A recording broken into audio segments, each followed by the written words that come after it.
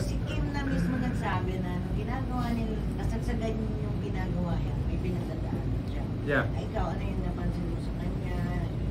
For her, sobrang professional kasi kahit may pinagdadaanan siya, parang yung pa rin energy niya sa set eh. Never ko siya nakitang down.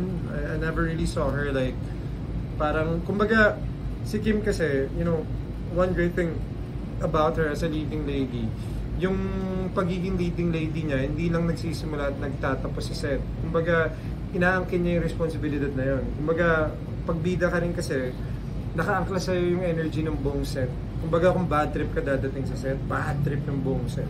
Ano mo yung gano'n? Or walang gana yung bida mo umarte, walang gana lahat ng tao magtrabaho. But Kim, never did I see that. Alam mo yung lagi niyang ina-uplift yung buong set.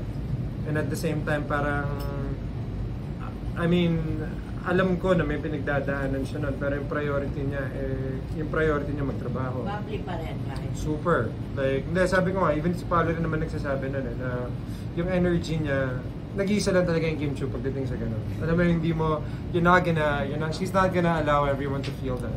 Diba? Pero, ganun ba yung mga actors kapag may pinagdaraanan like parang nursing, fixing a broken heart, naapektuhan din ang kanilang work or acting?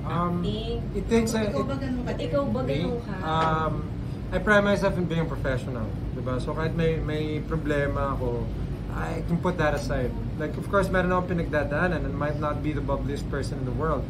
But for me, my priority is my work. Diba? I'm responsible for over 200 people here today.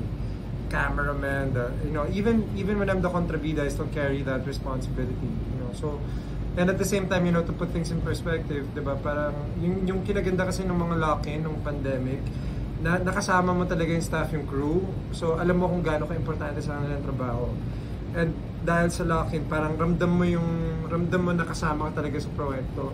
So, for me, mas lalo pa. Alam mo yun, yung parang kung meron akong pinagdadaanan, I can't let these people down. Diba? And I feel like Kim and Paolo are the same way.